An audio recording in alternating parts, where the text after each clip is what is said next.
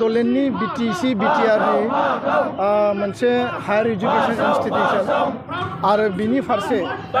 दुलाराय बर' फरायसा आफाद बर' हारि आरो गासैबो बर'नि फरायसा फरायसुलिया मोनसे मान मर्यादा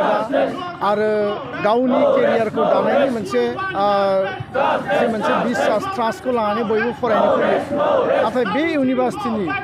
भाइस चेन्सेलर आथिखालनि लाडु सिं बिथाङा लाइजाम लाडु सिं बिथाङा दिनै 1 बोसोरनि बारा जाबाय बिथांखौ director of vigilance and anti corruption CM भिजिलेन्सआ इनभेस्टिगेशन खालामदों आरो बिथांनि अफिसाव फैनानै बिथाङा ड्रेन बानायनायनि नामाव मार्केट सेट बानायनायनि नामाव कालभार्ट कन्स्ट्राक्शननि मुङाव रावनिबो पारमिशन उइदाउट प्रपार टेन्डार प्रसेस उइदाउट प्रपार प्रसिडिउर कुनु मेनटेन खालायाबासिनो बिथाङा गाव हारसिंनो डिसिसन लानानै खामानि मावनो होदों जेराव हिउज एमाउन्ट अफ माने करापसन चार्जेस बेखौ दिनै CM भिजिलेन्स एन्टि करापसना मोननो हादों आरो गुबुन फारसेथिंजाय बिथाङा फेभारिटिज्म खालामदों थोंजोङै जों नुयो जे दिनै बिथाङा डक्टर निक्सन सिं जाय फाइनेन्स अफिसार बेखौ इलिगेलि एपइन्टमेन्ट होदों आरो लोगोसेनो डक्टर नीलकमल सिं बिथाङा सेक्सुअल हेरेसमेन्ट चार्जआव सासपेन्ड जानानै दङ आरो सासपेन्ड जाना थानाय मानसिनो फुल दरमा होदों बिथाङा आरो गुबुन फारसेथिं मेल'डि थांजामनाय सासे PhD स्कलार बिथांखौ फेभारिटिज्म खालामनानै उइदाउट एनि प्रसिडिउर उइदाउट इन्टारभिउ बिथाङा बेखौ माने एडमिशन होदों जों नुदों जे मोनसे कमिउनिटि मोनसे माने गावनि फेभारिटिज्मनि सार्थआव मन'पलि आरो डिक्टेटरशिप बाहायनानै लाइजाम लाडु सिं बिथाङा दिनै इउनिभार्सिटिखौ सालायदों बे इउनिभार्सिटियाव मालाबा टाइम मथे रिजाल्ट होनो हाया मालाबा टाइम मथे मार्कशीट होनो हाया स्कोर शीटखौ मोना स्टुडेन्टनि एडमिशनाव खेलिमेलि स्टुडेन्टनि रिजाल्टआव खेलिमेलि स्टुडेन्टनि एग्जाम कन्डाक्टआव खेलिमेलि आरो गोबां माखासे थासारिखौ दिनै जोङो दुलाराय बर' फरायसा आफाद आरो एफिलिएटेड कलेजनि स्टुडेन्ट इउनियन आरो आनसलिक आरो इउनिट कमिटि एबसु कलेज इउनियन बडिफ्रा सम सम बुंबोनो गोनां जादों धरना डेम'क्रेटिक पन्था लाबोनो गोनां जादों बेबायदि प्रेस्टिजियास इउनिभार्सिटिनि दरखं मोखाङाव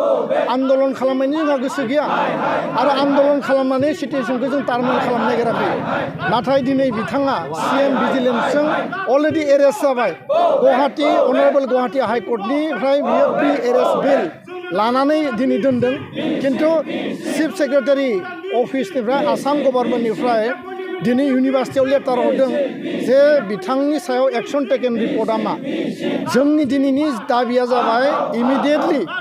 लाइजाम लाडु सिं बिथांखौ सासपेन्ड खालामनांगौ honourable governor of Assam honourable chief minister of आसामनिसिम जोंनि जि दाबि आरो दाख्लैबावै जों धरना होखांबाय जोंनि जि स्टेटमेन्ट जोंनि जि क्लियार मोनसे जि दाबि बेखौ जों लाखिदों आरो 2 नम्बर पइन्टआ जाबाय इमिडिएटलि बिथांखौ बोखारनानै बिथांखौ रिमुभ खालामनानै बिथांखौ सासपेन्ड खालामनानै इमिडिएटलि गोदान सासे भाइस चेन्सेलर इनचार्ज पाठिनानै होनांगौ आरो बे इउनिभार्सिटिखौ बासायनायनि बे इउनिभार्सिटिनि मान मर्यादाखौ बासायनायनि फरायसा फरायसुलिनि भबिष्यतखौ बासायनायनि थाखाय आसामनि राज्यपाल आरो इउनिभार्सिटिनि चेन्सेलर बिथाङा गावनि दायित्वखौ मावफुंनांगौ जों आल्टिमेटाम होदों सप्ता खनसेनि गेजेराव आसाम सरकार आसामनि राज्यो बेंगिरि मानगोनां बिथांमोना डिसिसन लानानै बिथांखौ बोखारनांगौ आरो जुदि बोखाराब्ला 1 आगस्टनिफ्राय जोङो बेयाव माने पार्मानेन्टलि हर सान डे एन्ड नाइट जोङो आन्दलन गणतान्त्रिक जोङो पन्थानि गेजेरजों जोङो बेयाव माने प्रटेस्ट डेमनस्ट्रेसन जोङो खालामगोन आं बे बाथ्राखौनो बुंबाय आरो बयबो रायजो राजाया दिनै नुदों जे बिथाङा एरेस्ट जानानै बिथाङा माने दायाव एक्यूज जानानैबो दिनै बिथाङा इउनिभार्सिटि सिङाव दाख्लैबावै खारखोमादों दाख्लैबावै बिथाङा फाइल पत्र फुंनि 7टा बाजियाव लानानै गुवाहाटी इउनिभार्सिटिनि गेस्ट हाउसआव साननै थाखोमादों आरो मैया मोनाबिलियाव बिथाङा सिकिउरिटि लानानै फैदों आरो जों खावलायगोन प्रशासना जोंखौ मदद हो क'क्राझार जिल्ला DC SP बिथांखौ जोङो खावलायदों प्रशासना मदद हो जाय माने करापसन चार्जआव दङ जाय दुर्नितियाव दङ जाया एक्यूज जायनि सायाव एरेस्ट माने जानानै दङ हाई कर्टआ बेखौ इन्टारिम माने बेल होथ'दों बे मानसिया अफिस खालामनायनि कुनु माने नैतिक अधिकार गैया लिगेल गैया राइट गैया आरो प्रशासना बेखौ